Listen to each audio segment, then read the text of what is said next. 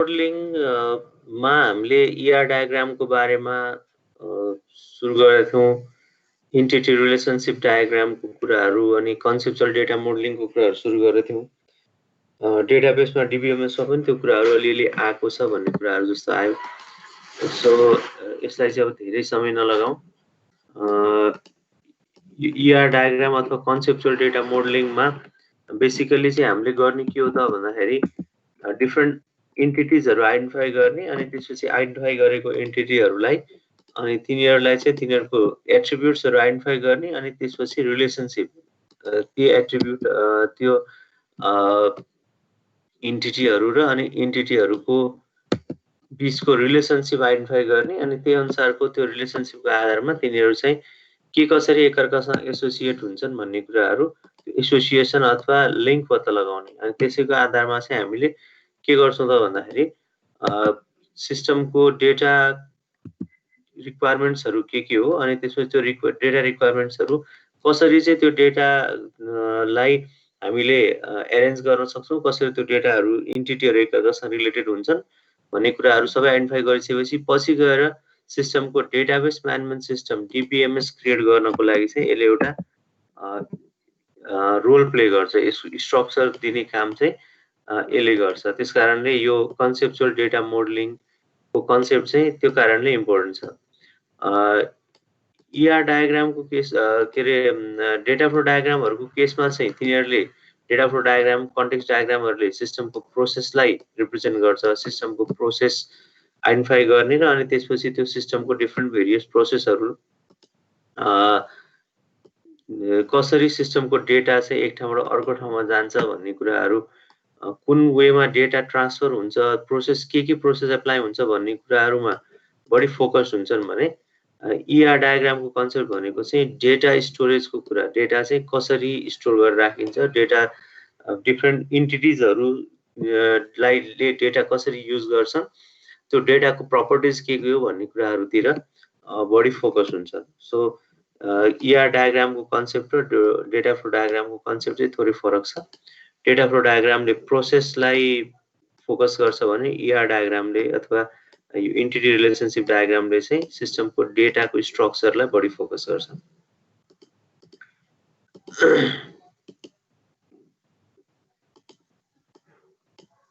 So let me share the screen now and then we will revise once what we studied before and then we will continue to it.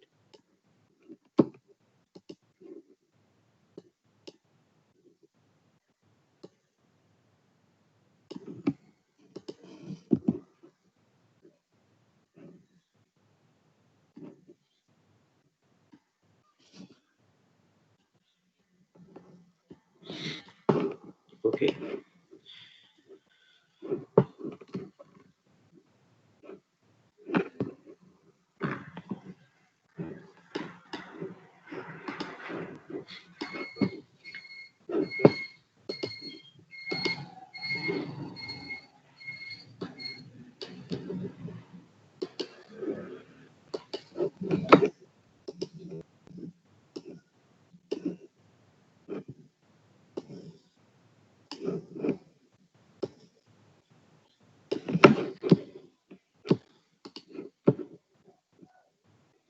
So now I'm sharing the screen.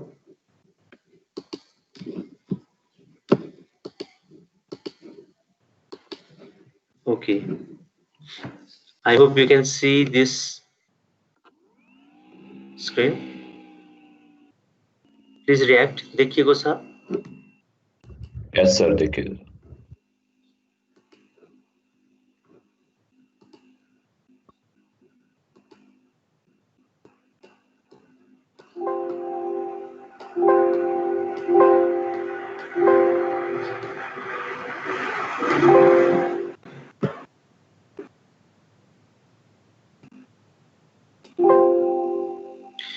तपाईहरुको के क्वेशनहरु छन् भन्नु चाहिँ मैले यहाँ यो स्पिकरमा थोरै problem भएको भएर मैले त्यति राम्रोसँग क्लियरली आवाज सुनेको छैन। विजयले के भन्दै हुनुहुन्छ? Vijay please could you please repeat?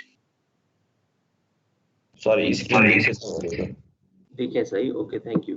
अरु केही क्वेशनहरु केही कमेन्ट्सहरु अघि केही कुराहरु भयो मैले त्यति राम्रोसँग मैले क्लियरली त्यो भोइसहरु सुन्न नि पाइन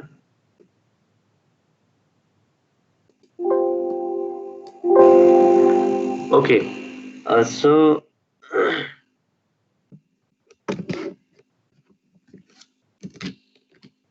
लेट्स बिगिन यो पहिला पढिसकेको यो भन्दा अघिल्लो हप्ता पढिसकेको कुरालाई म क्विकली रिभाइज गरेर अनि आजको कुरातिर बढी फोकस गराउँछु हामी चाहिँ सिस्टम एनालाइसिस भित्र स्ट्रक्चरिङ सिस्टम रिक्वायरमेन्ट भित्र पनि कन्सेप्चुअल डेटा मोडलिङमा छौं यो चाहिँ कहाँ छौं भन्ने कुरा हो conceptual data modelling simply it is a method in which the various data used in a particular system is the structure of the data used in the system is considered, and then it is further structured for the final implementation of it in a database management system. यो चाहिँ requirement कलेक्सनहरु सँगसँगै requirement स्ट्रक्चरिङ गर्न सँगसँगै process modelling सँगसँगै data modelling पनि गर्न सकिन्छ भन्ने कुरा हो अनि कन्सेप्चुअल डेटा मोडलिङको तीनटा स्टेपमा एक नम्बरमा चाहिँ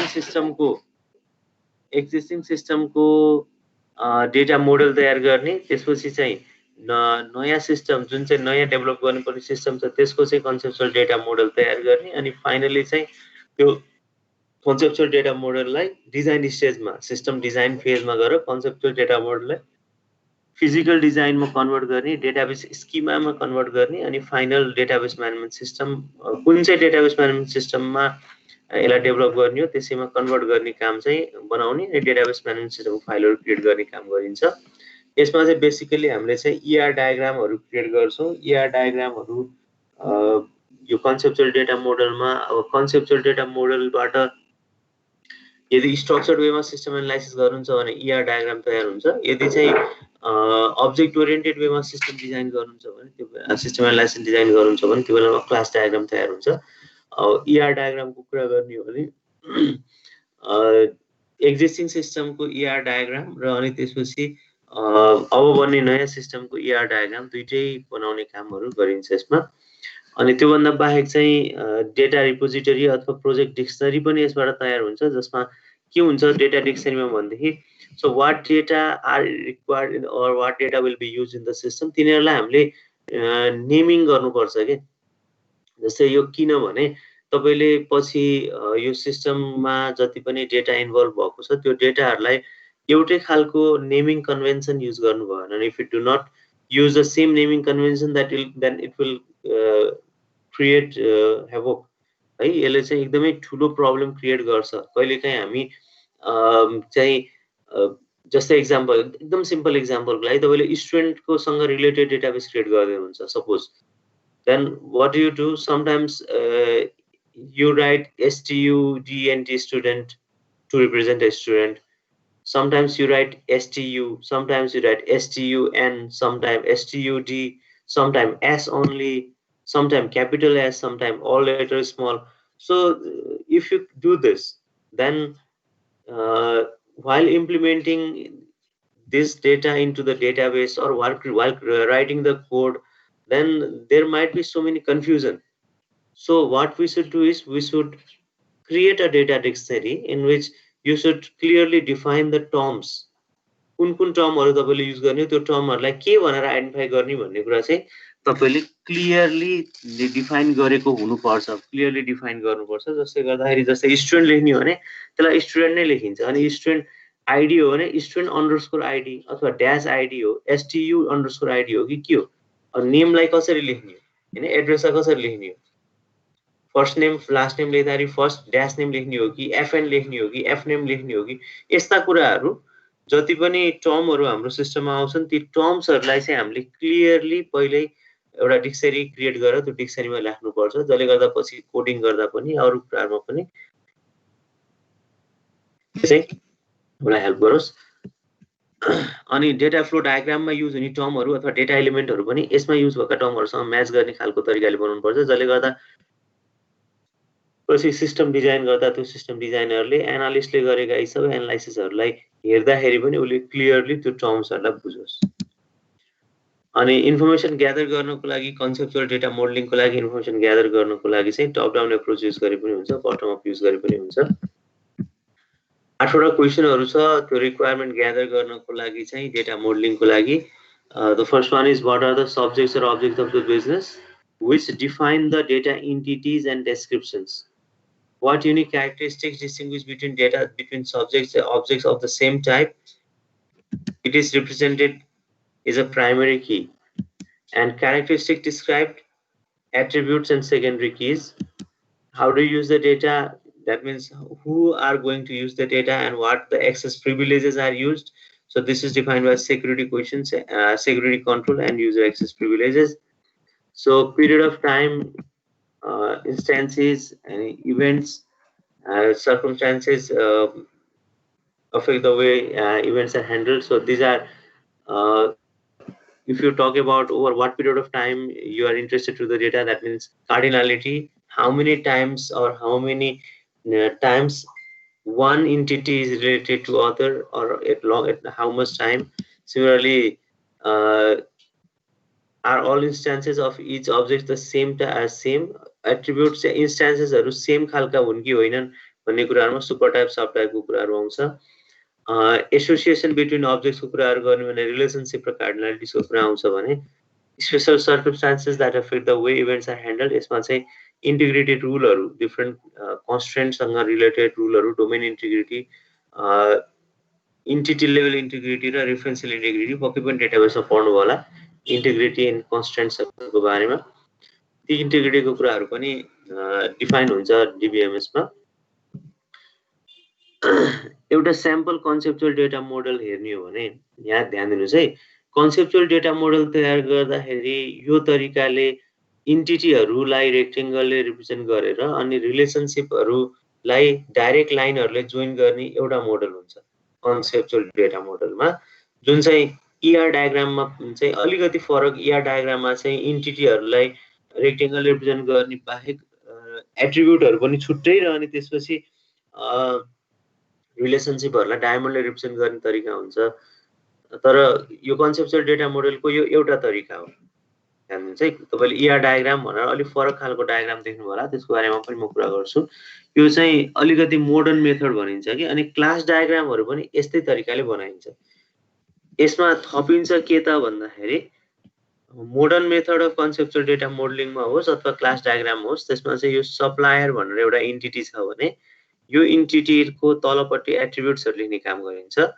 अनि ER मोडलिङ गर्दाखेरि चाहिँ यसमा लाइन दिएर यसमा चाहिँ ओभलहरु बनाएर गरिन्छ। अहिले हामी दुईटा एक्जाम्पल हेर्छौं। रफ ERD यो चाहिँ मोडर्न मेथडमा ER डायग्राम यसरी पनि बनाउन सकिन्छ भनेर भने। सुरुमा चाहिँ एउटा रफ ER डायग्राम बनाइयो, डिपार्टमेन्ट आइडेन्टिफाई गरियो, सुपरभाइजर अनि त्यसपछि इम्प्लोइ प्रोजेक्ट भनेर चारवटा एन्टिटीहरु आइडेन्टिफाई गरियो। Department is run by supervisor, department employee is assigned to department, अनि इम्प्लोइ वर्क्स अन प्रोजेक्ट भनेर यो डिपार्टमेन्ट, सुपरभाइजर, इम्प्लोइ र प्रोजेक्टको चारवटा एन्टिटीहरु आइडेन्टिफाई गरियो र तिनीहरुको बीचमा चाहिँ रिलेसनशिपहरु आइडेन्टिफाई गरियो। अनि यसपछि कार्डिनालिटीको कुरा आउँछ। हामी यो बारेमा पढ्छौं है, डोन्ट वरी, पढ्छौं। कार्डिनालिटी भनेको कुनै एउटा एन्टिटीको इन्स्टेन्स कतिचोटी आउँछ भन्ने कुरा हो। अनि त्यसपछि एट्रिब्युट्सहरु भर्ने कामहरु गरियो। यो जुन मेथड छ यो यही एन्टिटी र एट्रिब्युट्सहरु लेख्ने, यसलाई चाहिँ यो मोडर्न मेथड पनि भनिन्छ। कतिपय तपाईले टुल्सहरु युज गर्नु भने जस्तै माइक्रोसफ्ट भिजियोहरु जस्तो टुल्सहरु युज गर्नु भने तिनीहरुमा चाहिँ ER डायग्राम यसरी नै बनाउन गरिन्छ। तर ट्रेडिसनली चाहिँ ER डायग्राम बनाउने कन्सेप्ट भनेको चाहिँ यो डायमन्डले रिलेसनशिपलाई रिप्रेजेन्ट गर्छ, ठीक छ। तर यो रेक्टेंगलहरुमा ER डायग्राम के एट्रिब्युट्सहरु यसरी बीचमा भित्र यो कम्पार्टमेन्ट या च्याम्बरमा नराखेर यसलाई चाहिँ छुट्टै ओभलले रिप्रेजेन्ट गरिन्छ। अहिले हामी यसको एक्जाम्पल पनि हेर्छौं। So what is ER modeling? अब कन्सेप्चुअल डेटा मोडलिङको एउटा एक्जाम्पल, कन्सेप्चुअल डेटा मोडलिङको एउटा मेथड भनेको चाहिँ इन्टिटी रिलेसनशिप मोडलिङ हो। अझ हामीले कुरा गर्दै थियौं कन्सेप्चुअल डेटा मोडलिङको बारेमा। सो इन विच डेटा सिस्टममा युज हुने डेटा जे जस्तो छ तिनीहरुलाई चाहिँ के गरिन्छ, एउटा स्ट्रक्चरमा रिप्रेजेन्ट गर्ने काम गरिन्छ। त्यो कन्सेप्चुअल डेटा मोडलिङ को एउटा एक्जाम्पल एउटा मेथड चाहिँ ER मोडलिङ हो. So ER modeling is a detailed logical representation of the entities, associations and data elements for an organization or business area. So it means ER diagram or entity relationship diagram represents various entities. Entities भनेको के हो? What is an entity? Anything in this real world. A person, place, object, idea, concept, event, anything is an entity. The ER diagram represents, or ER modeling represents, the entities, their association, and data elements. That means what attributes do these entities are composed of. All these things are modeled in data modeling, and ER diagram is a method of ER modeling. ER data modeling in entity relationship data modeling को ER diagram ER modeling को एउटा method भनेको चाहिँ you can say the only method त्यो चाहिँ ER diagram हो है. ER diagram is a graphical representation of an ER model. त्यही भएर यसलाई कहिलेकाहीँ चाहिँ ER diagram भने पनि ER modeling भने पनि यसलाई चाहिँ the term is used interchangeably. दुईटा term जुन पनि युज गर्न सकिन्छ. So ER model is expressed in terms of data entities, the person, place, object, idea, anything that are distinguished from each other. Relationships, the association among these entities. Actually, these entities cannot remain in isolation. Entities are एक्लै बस्न सक्दैनन्. They are, each entity is associated with one or more other entities, and this association is called the relationship between them. There are 3 types or sometimes 4 types of relationships that we will be learning about. And another is attributes. Attributes are the properties of the entities, and even sometimes attributes can be the properties of relationship as well. So attributes describe the entities further. The student one entity भन्नुभयो भने the student entity is made up of, the student entity is described by student's name, address, ID, father's name, mother's name, and so on. So these are the descriptive properties of an entity which are termed as the attributes. अब यसपछि यतातिर actually ध्यान दिनुस्. ER diagram मा use हुने सिम्बलहरुको कुरा यो important छ. तपाईले पहिला पनि पढ्नु भयो होला. यो DBMS पढ्दाखेरि यो कुराहरु आयो होला जस्तो लाग्छ मलाई. अस्ति पनि कुरा भएको थियो. ER diagram को basic notation हरु के हो त? This first one is the rectangle, which represents the entity. Entity. अब data flow diagram मा पनि rectangle ले entity लाई represent गर्थ्यो. Context diagram मा पनि त्यही थियो. ER diagram पनि त्यही थियो. Consistency छ. rectangle भनेपछि अथवा square भनेपछि entity लाई represent गर्छ. Good. तर context diagram र data flow diagram मा हुने entity हरु, these are the external entities. These are the context diagram र data flow diagram को कुरा गर्दैछु. त्यसमा युज हुने entity हरु जति पनि छ, those entities were the external entities or the external factors, external agents that interact with our system. हाम्रो सिस्टम भित्रको इभेन्ट हरुलाई चाहिँ context diagram, data flow diagram मा इभेन्ट को रूपमा लिइन्न. हाम्रो सिस्टम भित्रको इभेन्ट हरुलाई. तर ER diagram मा चाहिँ त्यस्ता इभेन्ट हरु पनि एन्टिटी को रूपमा आउँछन् है. ध्यान दिनुस्. यहाँ चाहिँ person, place, object, idea, event, concept जेसुकै पनि एन्टिटी हुन सक्छ ER diagram को. जस्ट एक्जाम्पल को लागि कन्टेक्स्ट डायग्राम र डेटा फ्लो डायग्राम मा पर्चेज भनेर भनियो भने purchase is a process there. Purchase चाहिँ एउटा प्रोसेस हो. तर ER डायग्राम मा चाहिँ पर्चेज पनि एउटा एन्टिटी को रूपमा आउन सक्छ. किन एन्टिटी को रूपमा आउँछ भने पर्चेज भनेको एउटा इभेन्ट हो हैन. त्यसको पनि आफ्नो प्रपर्टिजहरु छ. पर्चेज गर्दाखेरि बिल नम्बर के थियो, कुन भेन्डरबाट किनेको हो हैन, अनि त्यसपछि कहिले किनेको हो, कति क्वान्टिटी किनेको हो भन्ने जस्ता थुप्रै कुराहरु आउँछन्. त्यही भएर पर्चेज पनि एउटा एन्टिटी को रूपमा आउँछ यहाँ. Next one is attribute. Attributes are the descriptive properties of an entity.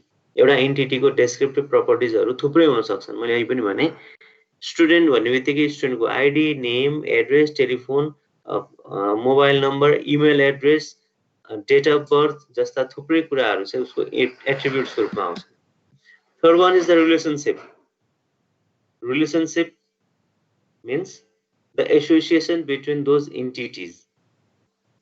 दुईटा एन्टिटीहरुको बीचको कनेक्सन के छ, that is represented by the relationship. Just for example, student अहिलेको स्टुडेन्ट भन्ने एन्टिटी छ, अर्को कोर्स भन्ने एन्टिटी छ भने स्टुडेन्ट र कोर्सको बीचमा के रिलेसनशिप हुन्छ त भन्दा student enrolls in course, student learns the course, student enrolls, student gets enrolled in the course. So this type of association is represented by the diamond shape with a level in between. Fourth one is the line, the common one, just the entity र attribute लाई पनि जोड्छ, entity र relationship हरुलाई पनि जोड्छ।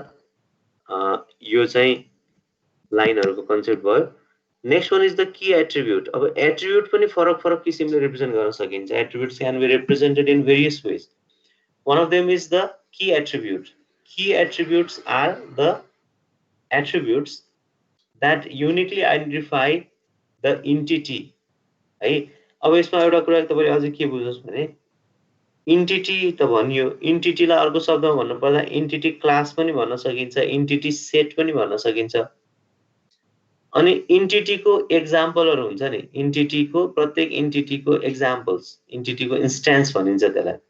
A particular occurrence of an entity is called an entity instance. जस्तै एक्जाम्पलको लागि if you are discussing about student entity, then student itself is an entity. Student ID, name, address, telephone, these are the attributes.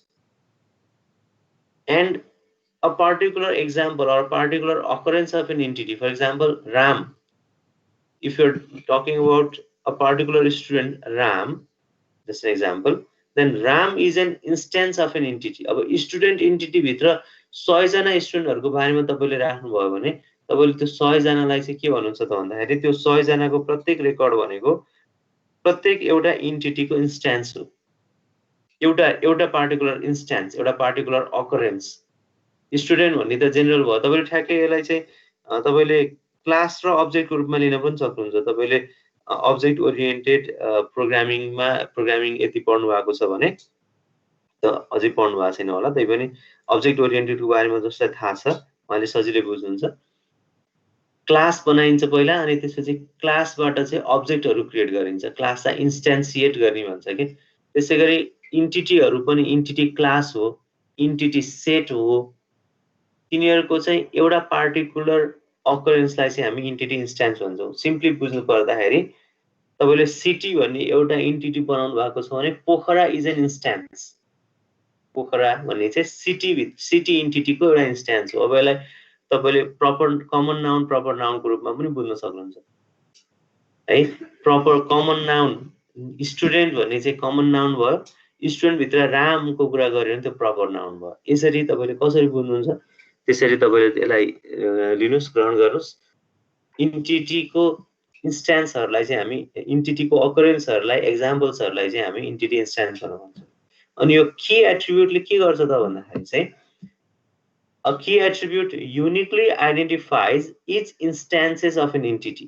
जस्तै student भित्र त राम भन्ने एउटा एन्टिटीको कुरा, entity इन्स्टेन्सको कुरा गरे मैले, श्याम भन्ने अर्को होला हैन, अनि त्यसपछि रिता भन्ने अर्को होला। तर राम नाम गरेकै दुईटा एन्टिटी हुन सक्छन् नि त हैन, राम भन्ने नाम गरेकै दुईटा एन्टिटी हुन सक्छन्। अब नामले त त्यसलाई युनिकली आइडेन्टिफाई गरेन, नेम फुल नेमै सेम हुन सक्छ। रामप्रसाद खनाल एउटा भन्यो भने अर्को पनि रामप्रसाद खनाल हुन सक्छ।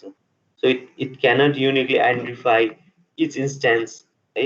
प्रत्येक इन्स्टेन्सलाई चाहिँ युनिकली आइडेन्टिफाई गर्न सकिएन, गर्न मिलेन नेमबाट। अनि के गर्ने त भन्दाखेरि यस्तो एउटा एट्रिब्युट खोज्ने जुन एट्रिब्युट चाहिँ प्रत्येक इन्स्टेन्सको लागि फरक होस्। डेट अफ बर्थ हुन सक्दैन किनभने एउटै डेटमा पनि धेरै मान्छे जन्मेका हुन सक्छन्। एड्रेस हुनै सक्दैन, एउटै एड्रेस पनि धेरै जनाको हुन सक्छ। के हुन सक्छ त नि भनेर खोज्ने। जस्तै मोबाइल नम्बर, ओके मेबी यदि प्रत्येक स्टुडेन्टले छुट्टा छुट्टै मोबाइल नम्बर, प्रत्येक स्टुडेन्टको प्रत्येक स्टुडेन्टको आफ्नो मोबाइल नम्बर छ, आफ्नो छुट्टै फोन छ, छुट्टै मोबाइल छ भने त्यो बेलामा मोबाइल नम्बर हुन सक्छ। तर सबैको कम्पलसरीली मोबाइल नम्बर हुनु पर्यो, फेरि ब्ल्याङ्क राख्न पाइएन, खाली छोड्न पाइएन। Email address maybe email address एउटा यस्तो युनिक प्रपर्टी हो जसले तपाईँलाई संसारभरि नै युनिक बनाइदिएको छ हैन। तपाईँको आफ्नो इमेल एड्रेस संसारभरि अरू कसैको पनि छैन। You are globally unique in the sense of email address हैन। यो एउटा हुन सक्छ। आइडी हुन सक्छ, स्टुडेन्ट आइडी युनिकली आइडेन्टिफाई गर्ने स्टुडेन्ट आइडी हुन सक्छ। रजिस्ट्रेसन नम्बर हुन सक्छ, टियु रजिस्ट्रेसन नम्बर। जस्तै स्टुडेन्टहरूको केसमा, हाम्रै केसमा हेर्ने भने टियु को रजिस्ट्रेसन नम्बर प्रत्येक स्टुडेन्टको फरक फरक छ। त्यसैगरी एसिया पेसिफिक युनिभर्सिटीको एपियु को तपाईको स्टुडेन्ट आइडी अथवा तपाईको पार्टिकुलर सिरियल नम्बर अथवा रजिस्ट्रेसन नम्बर तपाईको लागि संसारभरि नै एपियुमा इनरोल भएका स्टुडेन्टहरूको लागि त्यो युनिक हो। यसरी चाहिँ हामीले के गर्न सक्छौँ, यस्ता कुनै पार्टिकुलर फिल्ड रोज्न सक्छौँ, कुनै पार्टिकुलर एट्रिब्युट रोज्न सक्छौँ जसले चाहिँ युनिकली आइडेन्टिफाई गरोस्। त्यस्तो एट्रिब्युटहरू धेरैवटा हुन सक्छ, तिनीहरूलाई हामी क्यान्डिडेट किजहरू भन्छौँ। क्यान्डिडेट किज यो पनि हुन सक्छ, त्यो पनि हुन सक्छ। मोबाइल नम्बर हुन सक्छ, इमेल एड्रेस हुन सक्छ, सिटिजनशिप नम्बर हुन सक्छ, पासपोर्ट नम्बर हुन सक्छ, स्टुडेन्टको रजिस्ट्रेसन नम्बर हुन सक्छ, सिम्बल नम्बर हुन सक्छ, धेरै कुरा हुन सक्छ। तर त्यो मध्ये चाहिँ कुन चाहिँ सबभन्दा बेस्ट छ त्यो सेलेक्ट गर्ने। जस्तै फोन नम्बर सबैले फोन नलिएको पनि हुन सक्छ, अथवा चाहिँ एउटै घरका दुईजना सदस्य रहेछन् भने एउटै फोन सेयर गरेको हुन सक्छ। यदि कम्पलसरीली सबैले फोन छुट्टै लिनुपर्छ भने रुल बनाइएन भने। So we select the best one and that becomes the key attribute, also called the primary key. Another one is the multi-valued attribute. Multi-valued attribute means if one attribute consists of multiple values, multiple data.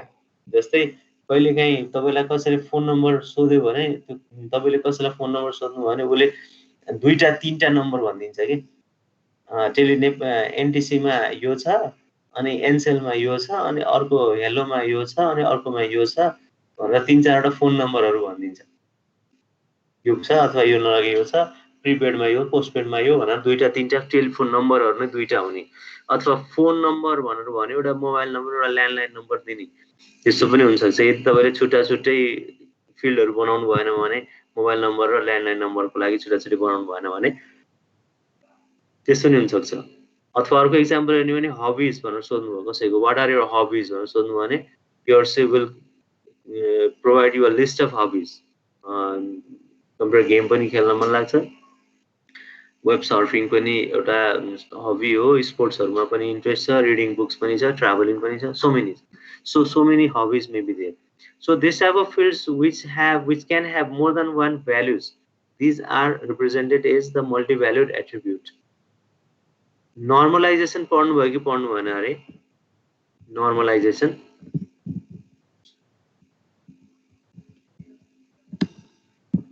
कोही एकजनाले जवाफ दिनुस् त। Normalization पढ्नु भयो DBMS मा?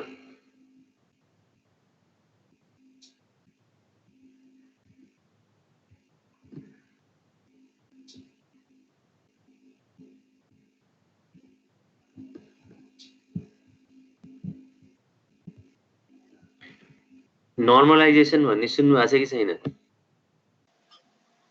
सुन्न छ सर, तर पढे छैन। DBMS मा छैन, नर्मलाइजेसनको कुरा आएन DBMS मा, डेटाबेस म्यानेजमेन्ट सिस्टम पढ्दाखेरि आएन।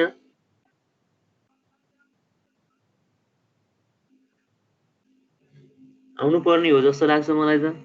DBMS पढ्दाखेरि नर्मलाइजेसनको कन्सेप्ट त पढ्नु पर्यो। Normalisation, first normal form, second normal form, third normal form पढिएको छैन?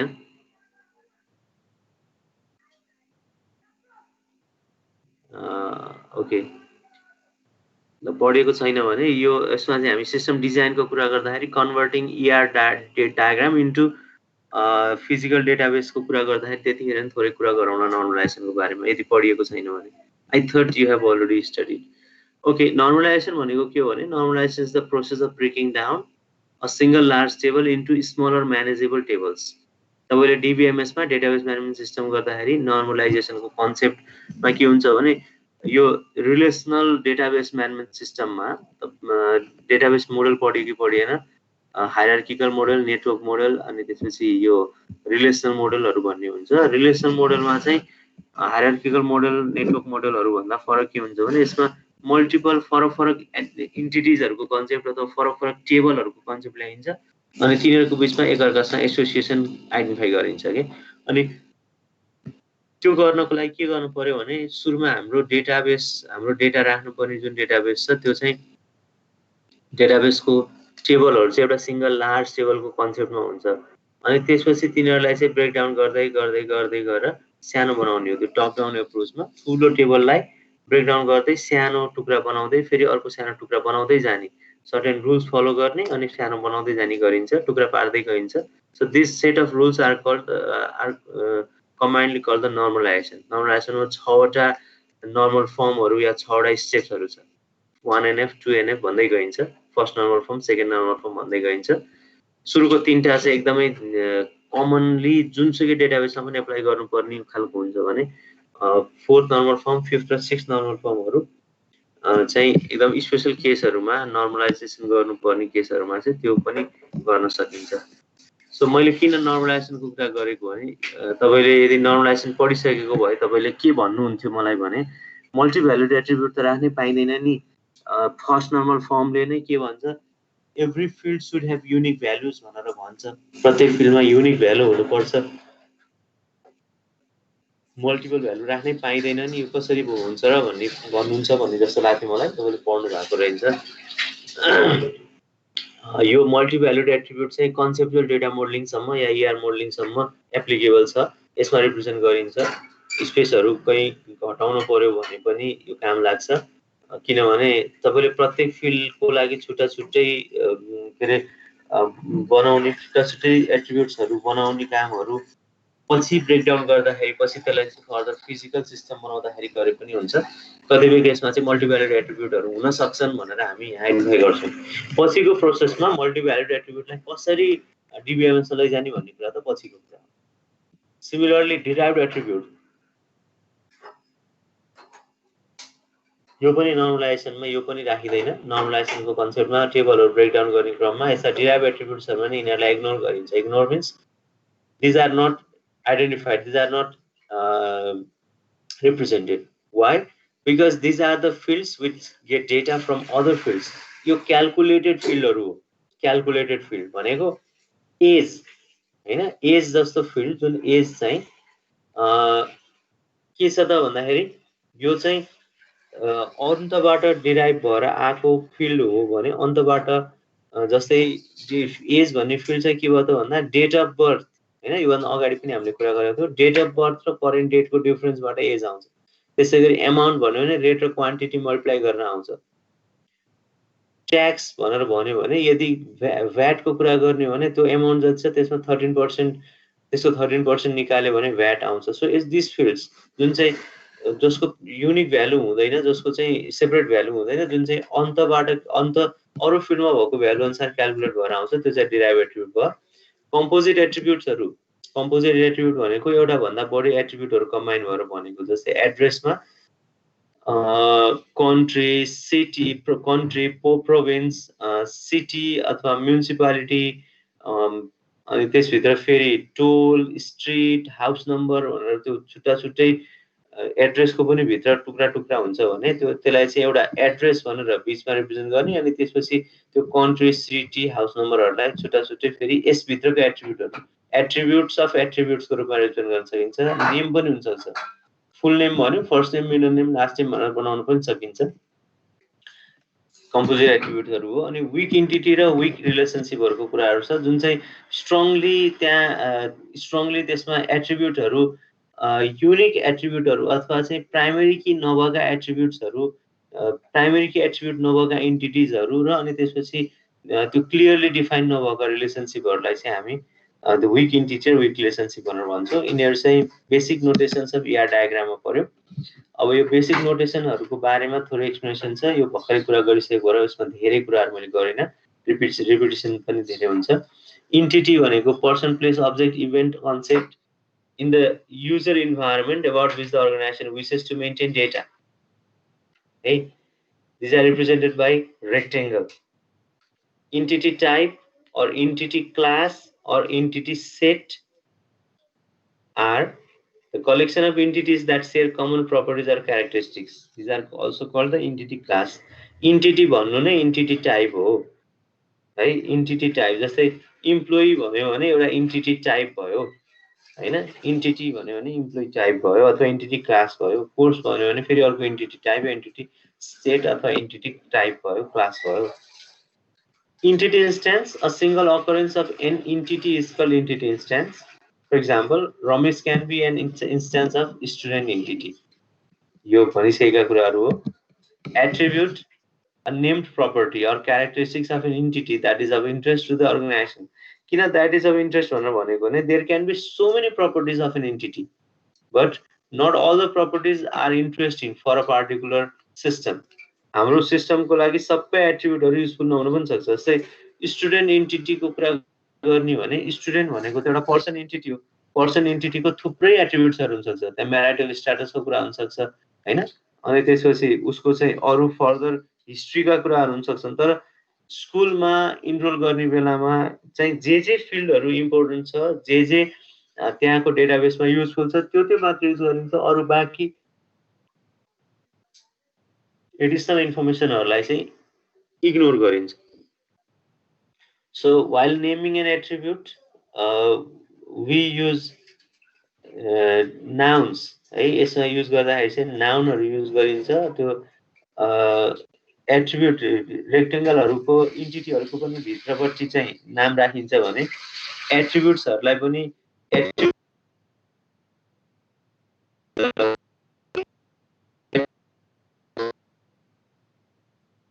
गरिन्छ त भन्दाखेरि चाहिँ मोडर्न मेथडमा चाहिँ रेक्टेंगल भित्र पनि राख्ने काम गरिन्छ. एसोसिएटेड इन्टिटीको बारेमा के रे यो जुन इन्टिटीसँग एसोसिएटेड छ त्यो इन्टिटीको भित्र राखिन्छ अथवा ओभरले रिप्रेजेन्ट गरिन्छ. त्यसपछि एट्रिब्युट्स भित्रै क्यान्डिडेट की र आइडेन्टिफायर की को कुरा छ. क्यान्डिडेट की भनेको an attribute or combination of attributes that uniquely identifies each instance of an entity type. कुनै एउटा एन्टिटी टाइपको प्रत्येक इन्स्टेन्सलाई युनिकली आइडेन्टिफाई गर्न सक्ने कीहरु चाहिँ के हो त भन्दाखेरि चाहिँ के हो त क्यान्डिडेट कीहरु. जस्तै एक्जाम्पलको लागि employee ID, employee name, employee एड्रेसहरु भन्ने फरक इन्टिटी फरक एट्रिब्युट्सहरु भएको एउटा इन्टिटी छ.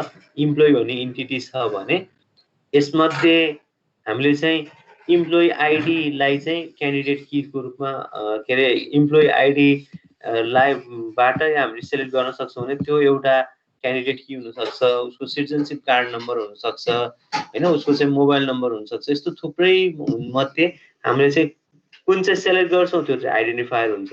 अरु सबै चाहिँ क्यान्डिडेट कीहरु हो के. अब यो नामबाट यसबाट क्लियरली बुझिन्छ.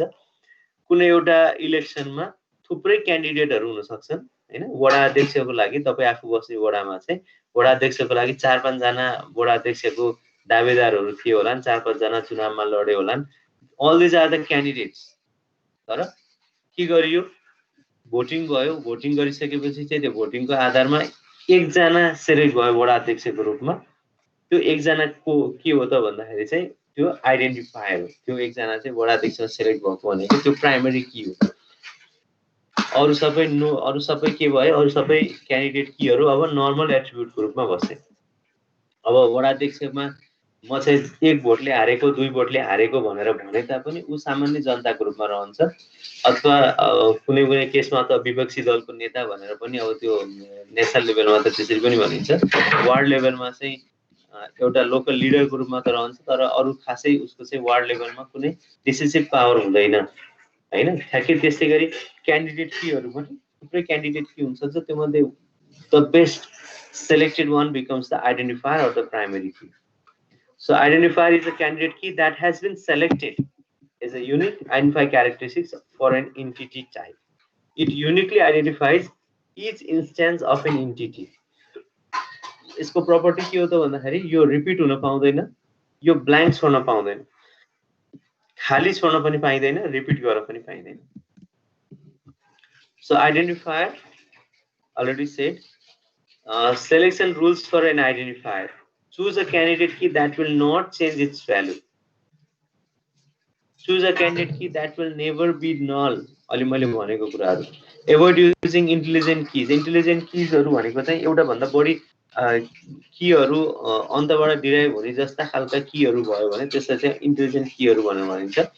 Consider substituting single value surrogate key for large composite keys हरु. अब यो लार्ज कम्पोजिट की भनेको कस्तो भने म तपाईलाई एउटा एक्जाम्पल दिन्छु, ध्यान दिएर सुन्नुस्. सपोज कुनै एउटा क्लास छ, म सिम्पल एक्जाम्पल ले म 10 क्लास भनेर भने मैले हैन, एउटा स्कुलको क्लास 10 क्लास भनेर भने. 10 क्लासमा तीनटा सेक्सन छ, section A, section B, section C. ध्यान दिएर सुन्नुस् है. Let's consider a class 10. Let's consider it has 3 sections, section A, section B and section C. For a section A, suppose for each section there are 30 students. For section A, the 30 students are identified uniquely by their roll numbers. Roll number 1, 2, 3, 4 up to 30. Since they cannot be identified uniquely by their names can be repeated, they are identified by their roll numbers. त्यो एउटा particular क्लासको एउटा particular सेक्सनको लागि तिनीहरु सबैलाई role नम्बरले uniquely identify गर्छ.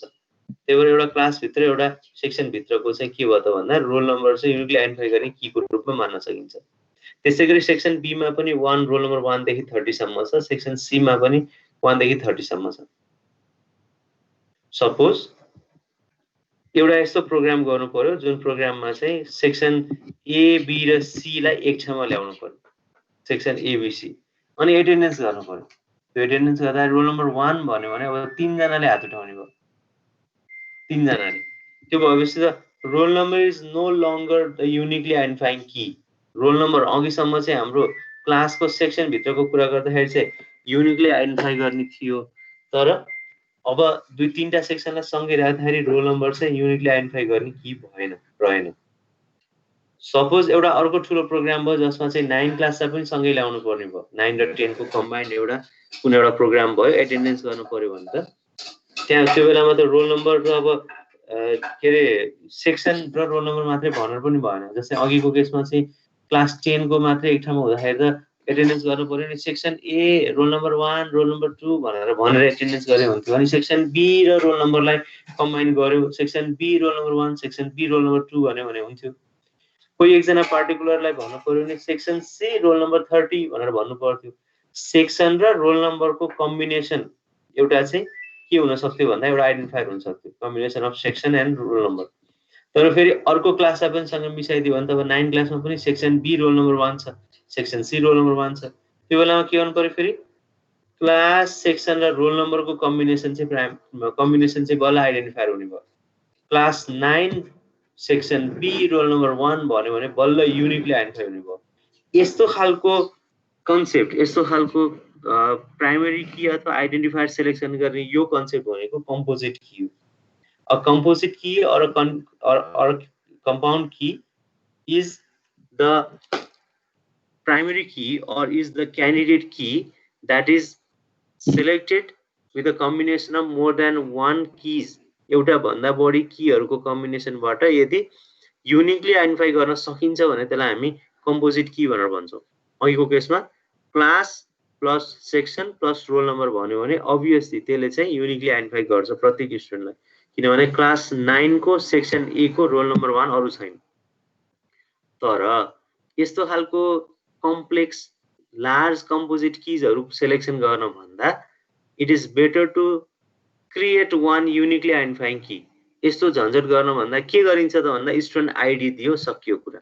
Student ID क्लासमा identify गर्नु पर्यो रोल नम्बरले गर्छ, ठीक छ. तर स्कुल वाइज रिप्रेजेन्टेसन गर्नु पर्यो भने स्कुल वाइज स्टुडेन्टको अकाउन्ट सेक्सनमा या मार्कसिटहरुमा उसलाई युनिकली आइडेन्टिफाई गर्नु पर्यो भने उसको फेरि क्लास सेक्सन रोल नम्बर भनेर तीनटाला भन्दा पनि सिम्पली उसलाई एउटा आइडी असाइन गर्यो, स्कुल भरि नै युनिक हुन्छ. इभन नयाँ सेसनहरु आउँदाखेरि पनि फर्दर न्यू सेसनहरुमा पनि त्यो अगाडिको इयरलाई राखेर प्राय त्यस्तै चल्नुहुन्छ. 2077 1124 भनेर भन्यो भने त्यो चाहिँ युनिकली आइडेन्टिफाई गर्ने कीको रूपमा बस्छ. So the last point describes the same thing. Multi-valued attributes, an attribute that may take more than one values for each entity instance. For example, skills for an employee, multiple skills, represented on ER diagram in two ways. यसलाई चाहिँ double line इलिप्सहरुले पनि represent गरिन्छ अथवा कहिलेकाहीँ week एन्टिटीहरुको केसमा पनि represent गरिन्छ. Double line इलिप्सहरुको केसमा कसरी गरिन्छ अघि मैले भनिहाले. डबल लाइन वाला ओभलले इलिप्स रिप्रेजेन्ट गरिन्छ. अनि वीक एन्टिटीको केसमा कस्तो हुन्छ भन्दाखेरि चाहिँ कुनै एउटा पार्टिकुलर के रे यो एन्टिटी छ अनि त्यसपछि हबीज छ भने अब हबीलाई चाहिँ के गर्ने भन्दा त्यसलाई चाहिँ एउटा छुट्टै एन्टिटी बनाइदिने के. अनि त्यो छुट्टै एन्टिटी बनाएर अनि त्यसपछि त्यो एन्टिटीमा अनि उसको हबीजको लिस्ट राख्ने, आइडी र हबीजको लिस्ट राख्ने अनि त्यो चाहिँ यतापट्टि स्टुडेन्ट्समा लिएर आउने भन्ने छ. त्यो एउटा कन्सेप्ट. यो चाहिँ मैले अघि भनेको थिएँ जुन चाहिँ मिल्दैन हैन, जुन चाहिँ मल्टी भ्यालुड हुन सक्दैन, प्राइमरी के रे नर्मलाइजेसनको रुलले नै हुँदैन भन्छ भने त्यसलाई पछि कन्भर्ट गर्ने उपायको रूपमा चाहिँ यो वीक एन्टिटी क्रिएट गर्ने अथवा चाहिँ त्यसलाई एउटा छुट्टै टेबल बनाउने काम गरिन्छ. Repeating groups, a set of 2 or more multi-valued attributes that are logically related, त्यसलाई चाहिँ रिपिटिङ ग्रुप्स भनिन्छ. मल्टी-भ्यालुड एट्रिब्युट्सहरु हुन सक्छन्, मल्टिपल भ्यालु भएका एट्रिब्युट्सहरु. यो चाहिँ तपाईले नर्मलाइजेसन पढ्दाखेरि पढ्नुहुन्छ. Now comes the relationship. Relationship is the association between instances. मैले यही पनि भने the entities cannot remain in isolation. Entities have to be linked with other entities, and this link or the relationship, the natural link that comes between two entities is termed as a relationship. An association between the instances of one or more entity types that is of interest to the organization. यो कुरा घरिघरि आइरहन्छ. एन्टिटीको फरक खालका थुप्रै अरु खालका रिलेशनशिपहरु एन्टिटीहरु हुन सक्छ. त्यसमध्ये हाम्रो सिस्टमको लागि, हाम्रो अर्गनाइजेसनको लागि इन्ट्रेस्टिङ हुन्छ त्यो मात्रै हामी युज गर्छौं. Association indicates that an event has occurred or that there is a natural link between entity types. Relationships are always labeled with verb phrases. Verb phraseहरु complete अथवा completes, enrolled अथवा enrolls, teach अथवा teaches जस्ता verb phraseहरुले चाहिँ यसलाई represent गर्न सकिन्छ. अनि ER डायग्राममा यसलाई डायमन्डले रिप्रेजेन्ट गरिन्छ. डिग्रीज अफ रिलेशनशिप को कुरा छ अनि कार्डिनालिटी को कुरा छ. ध्यान दिनुस् है यता. Degree of relationship, this means number of entity types that participate in a relationship.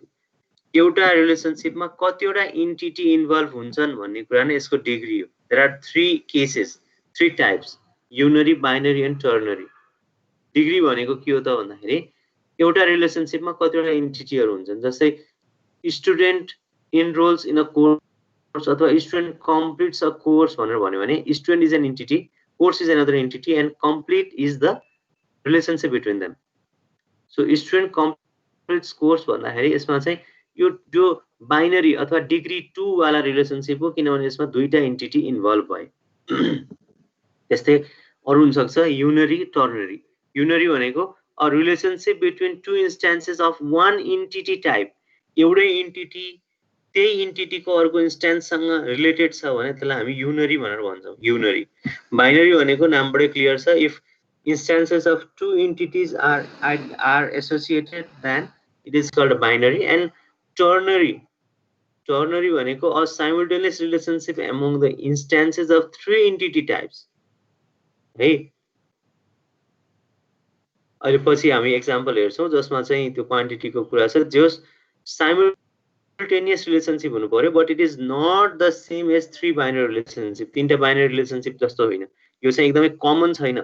Unary, ternary common छैन. Binary is the most common one. तपाईले यहाँ हेर्नुभयो भने यो फिगर हेर्नुस्, you can see unary relationship binary र टर्नरी को कसरी रिप्रेजेन्ट गरिन्छ ER डायग्राममा. यसमा एट्रिब्युट्सहरु देखाइएको छैन.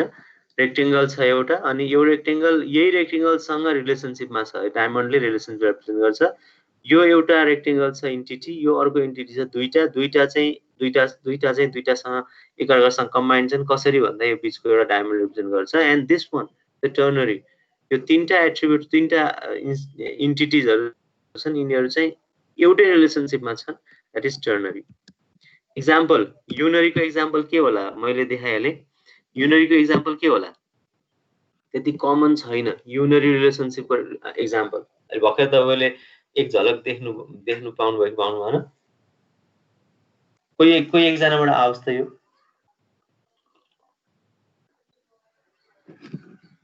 युनरी रिलेसनशिपको एउटा एक्जाम्पल। त्यही इन्टिटीकै इन्स्ट्यान्ससँग रिलेसन हुने।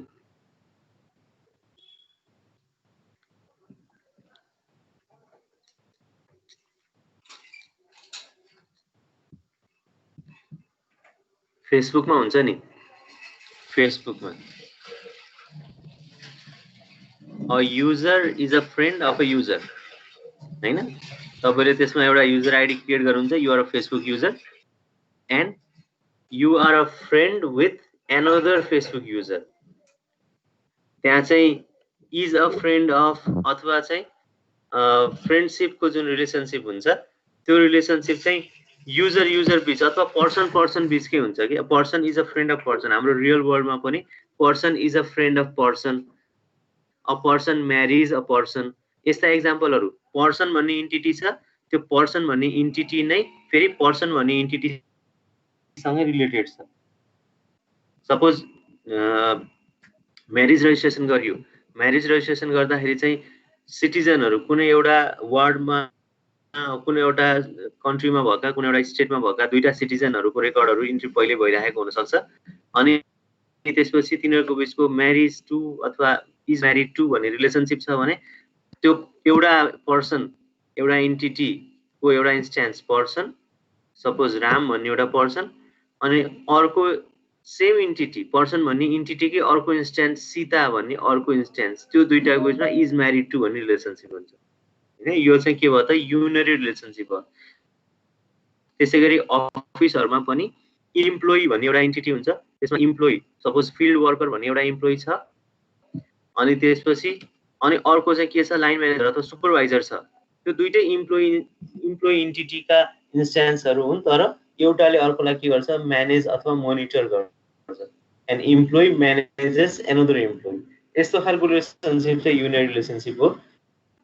Look at this example. अब टाइप्स अफ रिलेसनसिप पढिएको छैन, त्यही भएर वान टु मेनीको कुरा अहिले भन्न मिलेन। Just person is married to a person भनेर तपाईले यहाँ हेर्न सक्नुहुन्छ। अनि त्यसपछि इम्प्लोइ म्यानेजेस इम्प्लोइ भन्ने अर्को रिलेसनसिप हेर्न सक्नुहुन्छ। वान टु मेनी भनेको बुझ्नु पनि हुन्छ। यदि एउटा इम्प्लोइ एउटा के अरे इन्टिटीको एउटा इन्स्ट्यान्स अनि अर्को इन्टिटीको एउटै इन्स्ट्यान्ससँग रिलेटेड छ भने त्यो चाहिँ वान टु वान भयो। एउटा इन्टिटीको एउटा इन्स्ट्यान्स अर्को इन्टिटीको धेरै इन्स्ट्यान्ससँग रिलेटेड छ भने त्यो चाहिँ वान टु मेनी भयो। यहाँ चाहिँ सिंगल इन्स्ट्यान्स भएको कारणले गर्दा you can see this line a person, यो लाइन आयो, यो line a person one to one relationship, a person is married to a person, a person is married to a person. यहाँ चाहिँ an employee manages employees, an employee manages multiple employee. यो जुन line तपाईँले देख्नु भएको छ यो क्रोफुट, कागको खुट्टा जस्तो क्रोफुट भन्छ त्यसलाई। त्यो क्रोफुट नोटेसनले मल्टिपल इन्टिटी मल्टिपल इन्स्ट्यान्सेसलाई रिप्रेजेन्ट गर्छ। यो चाहिँ बाइनरी के अरे यो चाहिँ वान टु मेनी रिलेसनसिपलाई रिप्रेजेन्ट गर्छ। बाइनरी रिलेसनसिप हाम्रो लागि एकदमै कमन छ, जहाँसुकै भेटिन्छ binary relationship. Employees assign to parking place, for example product line contains products, student is enrolled to course हैन। यस्ता खालका धेरै इक्जाम्पलहरू छन् बाइनरी रिलेसनसिपको। Example driver drives a car. Ternary relationship चाहिँ अलिक कमन छैन। टर्नरी रिलेसनसिपको यो एउटा एक्जाम्पल तपाईँले ग्लोबल एक्जाम्पलले मान्न सक्नुहुन्छ, धेरै ठाउँमा यो एक्जाम्पल आउँछ। यसमा चाहिँ भेन्डर एउटा इन्टिटी, पार्ट अर्को इन्टिटी र अनि वेयरहाउस अर्को इन्टिटी। यिनीहरूले चाहिँ सिप्स भन्ने रिलेसनसिप चाहिँ यिनीहरूको बिचमा सिप्स भन्ने रिलेसनसिप हुन्छ, जसमा चाहिँ क्वान्टिटी चाहिँ कमन एट्रिब्युटको रूपमा आउँछ कि कुनै न कुनै कमन एट्रिब्युट नभइकन फेरि रिलेसनसिप हुनै सक्दैन।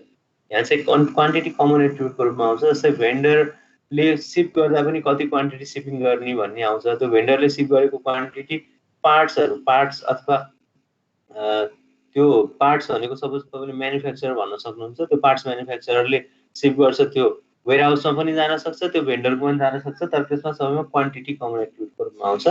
यो डिग्री अफ रिलेसनसिप भयो। अर्को छ कार्डिनालिटी। कार्डिनालिटी भनेको टाइप्स अफ रिलेसनसिपमा कार्डिनालिटीको कुरा आउँछ, कति टाइपको रिलेसनसिप छ भन्ने कुराहरू। यो चाहिँ 1 to 1, 1 to many, many to 1 र many to many टाइप गरेर 3टा अथवा 4वटा रिलेसनसिप भन्न सक्नुहुन्छ। 1 to 1 एउटा हो, 1 to many अर्को हो भने many to many अर्को मान्न सकिन्छ। 1 to 1, 1 to many अथवा many to 1 र अनि many to many। त्यसरी भन्यो भने 3टा भयो। 1 to 1 एउटा, 1 to many अर्को, many to 1 अर्को अनि many to many भन्यो भने 4वटा भयो। आजलाई चाहिँ हाम्रो निर्धारित समय सकियो अनि त्यही भएर आजलाई चाहिँ मैले यही पज गरेँ। केही क्वेसनहरू त्यस्तो भयो भने you can ask some questions if you have, otherwise we will continue our class tomorrow. Once again I would like to apologize for last week. तपाईहरुलाई मैले खबर पनि गर्न पाइनँ, म त्यस्तै एउटा इमर्जेन्सी कामको लागि चाहिँ चितवन जानु परेको थियो अनि त्यही भएर त्यो भन्ने खबर त्यो प्री इन्फर्म गर्ने मौका पनि पाइनँ। Okay, if you have any question please.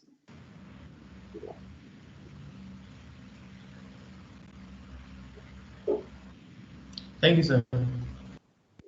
Okay, thank you, Sagan. If not, then let's conclude this class. Let's end it.